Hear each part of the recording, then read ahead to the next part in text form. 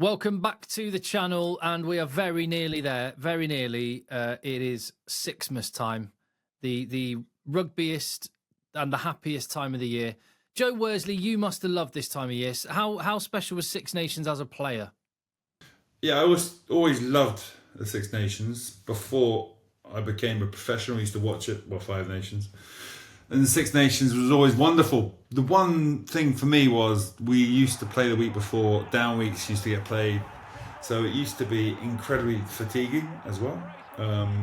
So by the end of it, you're absolutely ball bagged. So what they have now is much better. They got 9 weeks together and boom, it's an amazing competition. I love it. It is, and we're going to preview France against Wales. A lot of expectation around this French team, a lot of excitement. But firstly, I think it's probably worth getting a sense of the relationship between the French national team and the Six Nations as well, because of course France don't play their big guns in July, unlike the rest of the nations. November, we got a little bit of a blended fusion of those young guys from that Argentina tour and the regulars. But this is full ball France now, right? Yeah, they won that Grand Slam. Everyone in France loves the Six Nations as well. The viewership's huge at the moment because the team's playing well. They really get into it. So, hands down, this is where the French team are going to be wanting to see. Dupont didn't play last year. They want to see the players on the pitch. There's a couple of guys missing, but the most of them who will be on the pitch are going to be class players. So I'm just really excited to see this French team, where they're going to go, what they're going to do. Yeah, Dupont and Tamac reunited in blue, but no Penaud, no Flamand. How big a blows are they? Yeah, they'll be back later in the tournament, I think. So losing Penaud is a massive one. Flamand brings something other players don't. Rumour does a bit, but he's more of a back row version of Flamand. So there won't be another player who can offload and have that skill level that Flamand has and be good enough in the line out to do a decent job there. So it'd be interesting to see who replaces him. That's for sure. But Penaud, my God, he's good. They'll miss him for sure. I don't know what contacts you have in the camp, but if you just let them know that they don't have to hurry back, these boys, Flamand and Penaud need to take their time. Maybe wait till round 3. Yeah, I'm hoping they're not keeping it fresh for England. Yeah, quite. Right, they are. Quite. And also in the French psyche, how are they when they are heavy favourites for a match, as they are going into this Wales game? Traditionally, obviously, it was something that made them a little bit complacent. But honestly, I think with the competition in the group, the way things are with the French rugby right now, I don't see them being complacent anyway, going for the Grand Slam. A lot of players in that team aren't certain of their position because there's amazing players just breathing down their necks. And certain guys are coming in for guys who are injured, so they want to make their claim. I don't think it's a recipe for any kind of complacency. Right, I'll tell you what I'm going to do, Joe. I'm going to take you through the probable, not guaranteed, but probable Welsh and French teams.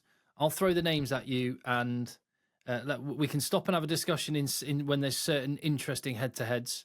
But also, I'm gonna get you to pin your colours to the mast. Which one? Well, it might come down to which Welsh players, if any, would make it into this French team. So, starting at loose head prop, I'm expecting it to be Jean-Baptiste Gros, continuing from November with Cyril Bay only on his way back.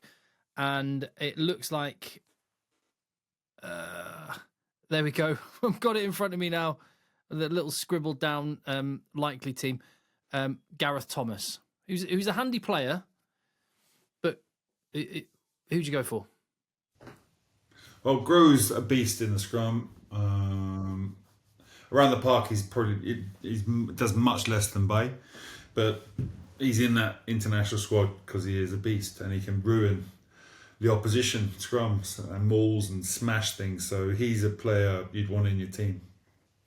You're talking him up lately, and he did do very well in November. Do you think he's only temporarily ahead of Cyril Bay, or is this a changing of the guard, perhaps? The 1 or 2? A bit of that depends who else is in that squad.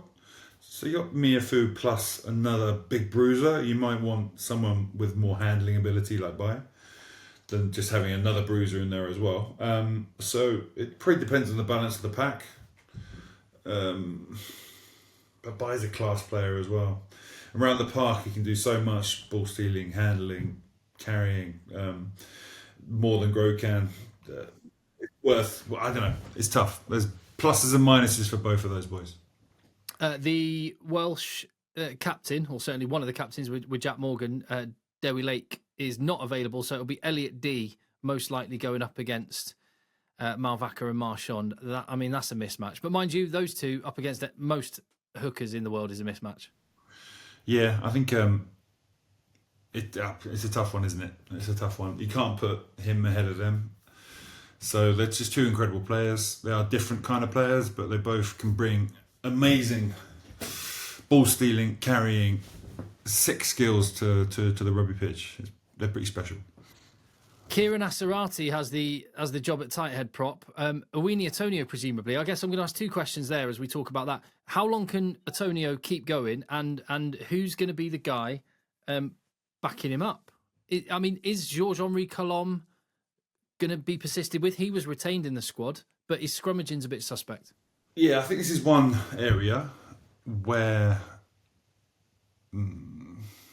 Tata feels there's a few players coming through, younger players. Islanders have been are now French because they spent enough time in France, are coming up the rails, and I think Colombe needs to lose a couple of stone before he gets into that shirt properly. So that's one position they need to find someone to evolve the team and take them forward.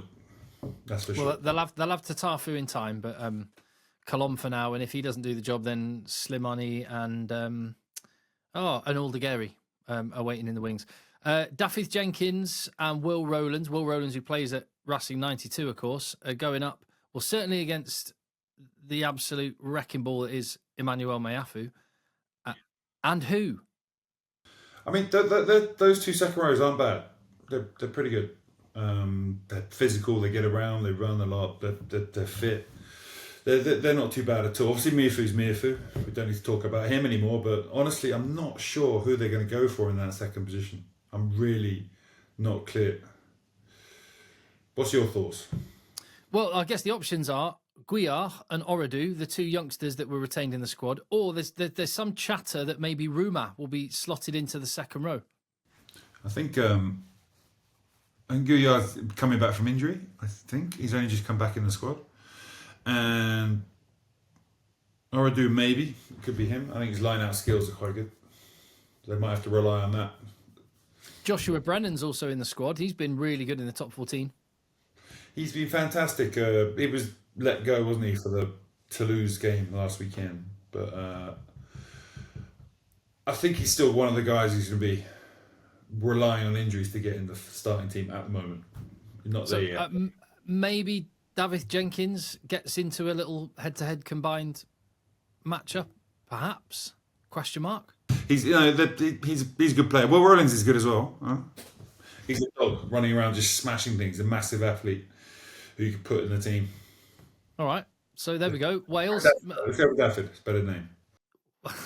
Welsh fans have got a little bit of hope there. Into the back row, where presumably we're going to be looking at Boudehon, Cross, and Aldrit. I think so. Yeah, I think so. I think that would be it. Like I say, Ruma's coming back from an injury. He's been out a few weeks. It's enough to not pick him, I would say. Although, for example, if they pick another more physical second row, you're gonna need Ruma in the team. Even if they pick a line out forward in the second row, they might need to have another back row who's Ruma's kind of class to guarantee that line out ball. But it'd be interesting because he's not been playing, so I'm not sure they could line him up for this game. That might mean they pick Thingy from Toulon. My mind's gone blank on his bloody name now. Abadi. Yeah. Abadi from Toulon. Yeah, he got sent back to Toulon. Now, this is one area I genuinely think Wales are competitive. Aaron Wainwright was fantastic in the Six Nations last year. He's been talismanic for Wales. Talupe Faletau is back, maybe undercooked, but he's got class. How much rugby has Faletau got under his belt? Not masses, but he's Talupe Faletau, and he's shown before when he comes back from injury, he can just snap, bang, straight back into it. And Jack Morgan is a machine. So they've got good balance there. I think they can compete and make life difficult. Yeah, I mean, Welsh rugby, Gatland style, you need physical players who can, massive engines on them, and those three are fantastic back row. Yeah, fantastic back row. Combined with that second row they have, it's some dog who can move around, and they will compete in terms of physically with the guys in front of them.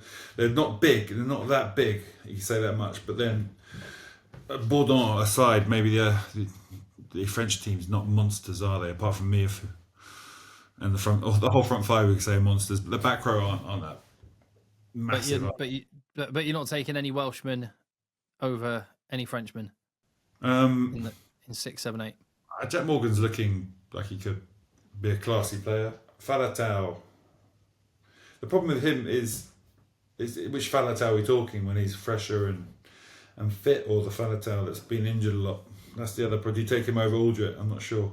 Tough one. That sounds to me like a pretty blue pack, with the exception of David Jenkins at this point. In the back line, we don't even like halfbacks. Wales have got a lad with one cap at 10 and a lad who's not really a 10 who can play 10. So either way, you go in French halfbacks all the way, and Dupont and Tamak, if they get a bit of space, could shred this Welsh team. Yeah, and the Tamak's been coming back from a calf injury he had last time. He's not been firing as well as he was before he had that injury, but it's a few games down the line now, so he's going to start to hit his straps at some point. That could be this Friday. And Ramos was amazing in November. You pick him, you pick Louis Biel-Biarré on the wing, but I'm quite interested in what you make of the French three quarters, 12, 13, 14, because without Penaud, without Fickou, Donty not on the scene at the moment either, they're going to be going up against most likely Owen Watkin and Joe Roberts in the centre, Rogers and Adams on the wing. But who are France going to pick, and how do you rank them? Mafana for sure. Yeah, because he's reliable, knows good in November. Anyway, Fickou being out is going to present us with this interesting kind of what's going to happen past him. So Gaetan, the Croydon boy, I think is going to get the start. I think it's going to be him. That's for sure. Okay, which leaves, because I wondered, because in the 23 men that Galtier kept behind, it was Barassi and Gaetan. And Gaetan apparently, we heard, was training on the wing at the weekend. But I think that's just because Penaud was an unexpected injury absence. So I'm minded to. Well, I think that Barassi Gaetan is a bit of a shootout. But who do they put in for Penaud then? Yeah, I mean Barassi is a class player as well. It's so difficult. Biel-Biarré had a little knock as well, I hear. So they might protect him as well for the England game. We'll have to wait and see. But Atasogbe, I think, is going to be starting. I think he's played really well for the last 2 years. They want to have a look at him. I mean, who else? Villiers, a class player, a dog. I really like him as a rugby player. But I don't know. This is an interesting question. Are they going to go for tried and tested players because they want to win? This could be one position where they actually try someone out, like you were talking about earlier. Okay, and if he doesn't front up, then England will see Villiers back in the side. That could be one place. And it is Wales, so maybe they can give him that. Do you take any of those Welshmen? Even like Liam Williams at the... No, you're not taking Liam Williams over Ramos. I don't think you take a single Welshman in the back line. Yeah, Liam Williams, I do love him, but him or Ramos. Let's put him in. Let's put Liam ahead of Ramos. Well, there you go. A very generous one back, along with the one forward, paints a pretty bleak picture for Wales. Although I think that's probably what Wales are expecting. Would French fans be happy with anything other than a full 5 points and a handsome win? I think they want to see the French team playing their style. They're probably more interested in that. Winning, they do expect the win in this game. The England game the week after will be interesting. We'll talk about that near the time, but certainly they're expecting a win, and they want to see that French team firing. Like there's that New Zealand France game in the end of the autumn was a quality match. The French did make a couple of mistakes in that, but if they start at that point and move it up from there, it'd be an interesting sight. Well, obviously, we'll have more reaction when the French team is announced, when the Welsh team is announced, and all sorts in between. Leave your comments down below. Do you agree with the potential selections for France and the combined selections there?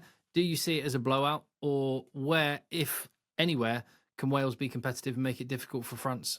Let us know in the comments down below. Hit subscribe on the channel so you don't miss any of the videos that will be coming thick and fast. Joe Worsley, have a good evening.